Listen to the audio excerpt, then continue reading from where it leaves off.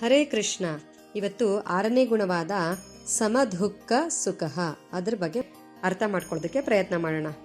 ಈ ಗುಣವನ್ನ 5 ವರ್ಷದ ಪುಟ್ಟ ಬಾಲಕನಾದಂತಹ ಭಕ್ತ ಶಿರೋಮಣಿ ಅಂತ ಹೆಸರುವಾಸಿಯಾಗಿರುವಂತಹ ಪ್ರಹ್ಲಾದ ಮಹಾರಾಜರ ಜೀವನದಿಂದ ಅರ್ಥ ಮಾಡ್ಕೊಳ್ಳೋಣ. ಪ್ರಹ್ಲಾದ ಮಹಾರಾಜರ ತಂದೆಯಾದ ಹಿರಣ್ಯಕಶಿಪು ಪ್ರಹ್ಲಾದರಿಗೆ ವಿವಿಧ ರೀತಿಯಾದಂತಹ ಕಷ್ಟಗಳನ್ನ ಕೊಡ್ತಾರೆ. ಆದರೆ ಪ್ರಹ್ಲಾದರು ಯಾವುದರಿಂದನೂ ಧೃತಿಗೆಡೋದಿಲ್ಲ.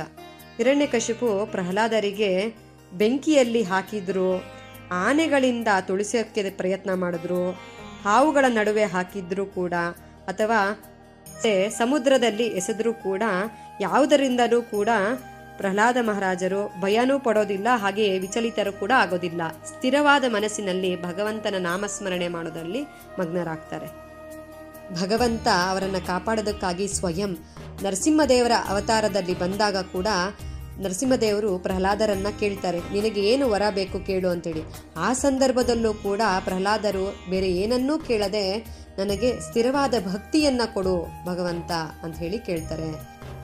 ಪ್ರಹ್ಲಾದ ಮಹಾರಾಜರು ಅನುಕೂಲಕರವಾದ ಹಾಗೆ ಪ್ರತಿಕೂಲಕರವಾದಂತಹ ಎರಡೂ ಪರಿಸ್ಥಿತಿಗಳಲ್ಲೂ ಕೂಡ ಸಮಾನವಾಗಿ ಸಮತೋಲನದಲ್ಲಿ ಹಾಗೆ ಯಾವುದೇ ಪ್ರಭಾವಕ್ಕೊಳಗಾಗದೆ ಉಳಿಯುವಂತಹ ಸಾಮರ್ಥ್ಯವನ್ನ ಒಳಗೊಂಡಿರ್ತಾರೆ. ಭಯ, ಕೋಪ ಅಥವಾ ಅಸಮಾಧಾನದಿಂದ ಪ್ರತಿಕ್ರಿಯಿಸೋ ಬದಲು ಪ್ರಹ್ಲಾದ ಮಹಾರಾಜರು ಸ್ಥಿರವಾದ ಮನಸ್ಸನ್ನು ಉಳಿಸ್ಕೊಳ್ತಾರೆ. ಏಕಚಿತ್ತತೆಯಿಂದ ಭಗವಂತನ ನಾಮಸ್ಮರಣೆಯನ್ನ ಮಾಡ್ತಾರೆ. ಯಾರಲ್ಲಿ ಈ ರೀತಿಯಾದಂತಹ ಗುಣ ಇರುತ್ತೆ ಅವರು ಕೃಷ್ಣನಿಗೆ ಬಹಳ ಪ್ರಿಯರು. ಹರೇ ಕೃಷ್ಣ.